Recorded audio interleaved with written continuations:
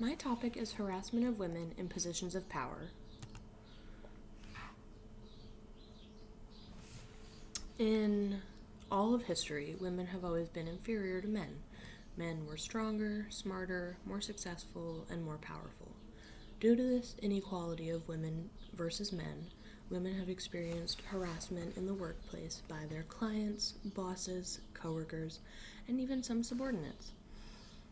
Many male subordinates fear the power that their female bosses have, and many of them feel threatened, so they feel the need to reinforce their dominance onto the woman. And by doing that, by threatening them and harassing them, they make the woman feel inferior again to make sure the man himself feels superior and more powerful. In history, even in biblical times, women were inferior to men. With Adam and Eve, Eve was created by Adam, which creates the assumption that women cannot survive without men. Women are also viewed as property, and they were, whether it was any man in their life, their father, their brother, their husband, the man decided what the woman did.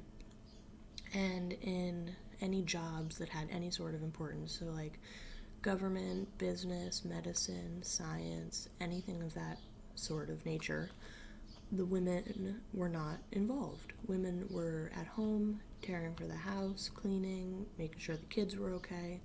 Women were not allowed to go and have important jobs and get paid. Women were also legally unequal to men and were unable to vote until 1920. That played a big role in women being inferior to men, because if legally women weren't equal, why would society view women as equal to men? Women could also not make decisions for themselves. The men in their lives would decide if the woman got an education, if she had children, and how many children she had, and if she had a career, and what her career would be.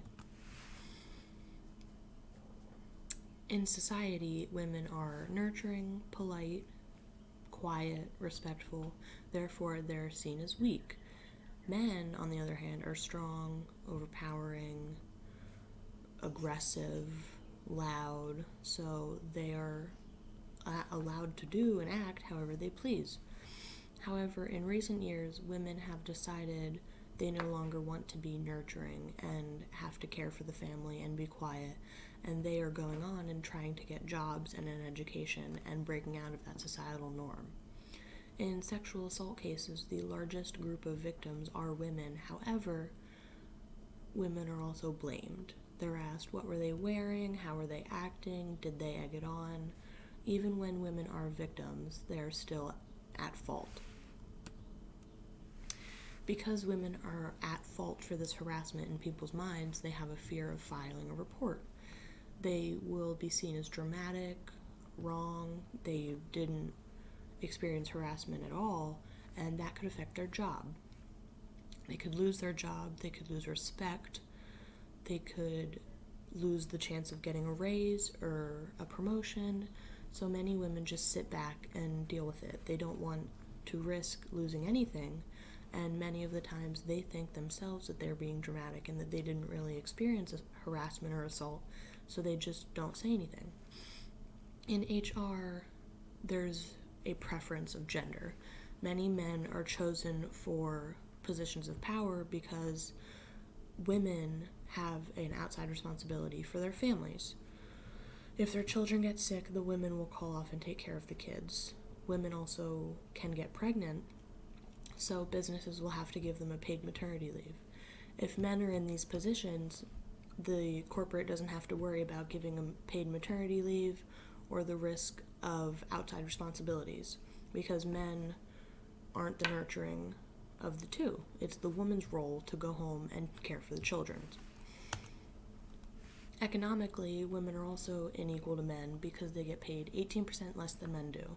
They're also less likely to get raises, and even if they do get raises, it is still less than the man. Not only do they get paid less, but they're also expected to pay more for certain products. It's called the pink tax. In hygiene products, so their shampoo, conditioner, body wash, razors, all of the women products are more expensive than male products. Harassment on women takes a very big toll mentally. Women can develop PTSD, depression, anxiety, and it all will start to affect their work. There was a study conducted where women were interviewed, and one of the questions was what was their biggest coping mechanism, and many of them answered avoidance. In situations where women are being harassed at work, they can't avoid their harassers. This will affect their work because they'll lose motivation and effort to do their job, and they may even quit because if they try to avoid them, they might get fired. There's no way to avoid their harassers, so it'll affect their work life as well. They will also have a lack of confidence or motivation, and they will have to work to prove themselves worthy of the position versus a man. On top of all the having to prove themselves, now if they were harassed, they could easily lose respect from their subordinates, and their subordinates could think it's okay to harass them as well. Many of the solutions are not set in stone. Many people have to decide whether or not to start with harassment in general or the root of gender inequality. Why are men superior? And in order for women to be seen as equal, there needs to be equality on a larger scale. So that's economically and professionally. Women need to be paid the same as men. Women also need equal chances of raises and promotions in order for society to view women as equal. People also need to realize that it's not just the men doing the harassing. Yes, women are being harassed, but it could easily be from other women. And the main reason women are being harassed is because many people feel that the man deserves the position more. In situations of harassment, there need to be consequences to their actions. Many people get a slap on the wrist, and that's it, and then it's brushed under the rug. There's no fine, there's no charge, nothing happens. However, there's no real solution that anyone can say because it is an issue in the entire world. There's not one person or one group of people that you can set aside and say, hey, this needs to change within you. It is the entire world that needs to change. Women have always had a hard time, and unfortunately women will have a hard time until they are seen as equal. There's no correct answer as to why women are not as seen as equal, but there needs to be a change. Even if women are never seen as equal, people need to learn to still respect them. Many people are viewed as lesser than another group of people, but there needs to be an understanding that just because you think you are better than another person doesn't mean you can disrespect them and harass them, and that is the big issue in the world. And these are my works cited. Thank you.